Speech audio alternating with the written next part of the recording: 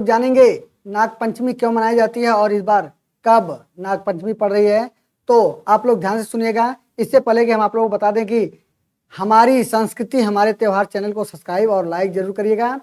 Bell icon दबाना मत भूलिएगा, क्योंकि हम हर दिन कोई न कोई एक नई चीज़ आप लोगों को बताएंगे और जो पौराणिक कथाओं से जुड़ी हुई चीज़ें होंगी हम उनकी चर्चा आप लोगों को करेंगे, क्योंकि हम अपनी संस्कृति को ही बेहतर जानते हैं और उसे और बेहतर बनाना चाहते हैं।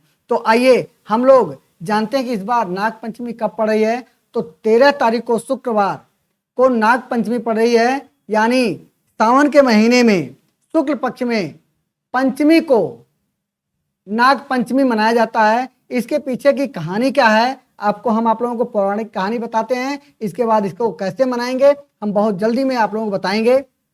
ध्यान रखिएगा कि यह कहानी उस समय की है जब समुद्र मंथन हुआ था, यानी समुद्र मंथन के समय भगवान शिव के गले में जो नाग है उस नाग का नाम है वासुकी, और भगवान विष्णु ने उस समय यही सलाह दिया था कि वासुकी को रस्सी का काम लिया जाएगा और मंदराचल पर्वत को मथनी का कार्य लिया जाएगा, और एक तरफ देवता एक तरफ राक्षस दोनों लोग मथेंगे और उससे जो पदार्थ मिलेंगे, तो आप लोगों को पता होगा कि 14 रत्न मिले थे और उन 14 रत्नों में अमृत था।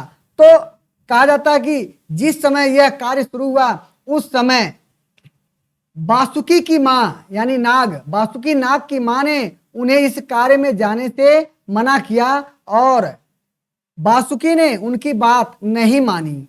तो वह उनकी माँ क्रोधित होकर के उन्हें श्राप दे दी कि जाओ तुम जन्मेजय के यज्ञ में भस्म हो जाओ। तो आप लोग सुने होंगे जन्मेजय का नाग यज्ञ, एक ऐसा माने जयशंकर प्रसाद ने लिखा भी एक नाटक लिखा है। तो कहा जाता है कि उन्होंने ऐसा श्राप दिया कि जन्मेजय के आप यज्ञ में भस्म हो जाइए। तो घबरा गए वासुकी, घबरा गए कि अब क्या होगा, माँ ने मुझे श्राप दे दिया। तो उन्होंने भागे भागे ब्रह्मा जी के पास गए और ब्रह्मा जी से उन्होंने प्रार्थना किया कि हे प्रभु आप मेरी रक्षा कीजिए। तो ब्रह्मा जी ने उपाय बताया, कहा कि आपकी रक्षा, अब तो श्राप है तो श्राप का निवारण तो माने श्राप को टाला नहीं जा सकता, श्राप का निवारण किया जा सकता है। तो उन्होंने कहा कि आप नागवंश में एक महात्मा जरत्कारु के पुत्र आस्तिक उत्पन्न होंगे। उन्होंने कहा कि नाग आपके वंश में एक जरत्कारु के पुत्र आस्तिक उत्पन्न होंगे और वही आप लोगों की रक्षा करेंगे। और ब्रह्मा जी ने नागों की रक्षा के लिए यह उपाय पंचमी के दिन बताया था। और इस प्रकार देखा जाए तो नागों की रक्षा करने के लिए आस्तिक मुनि ने सावन की पंचमी तिथि को ही बचाए थे, यानी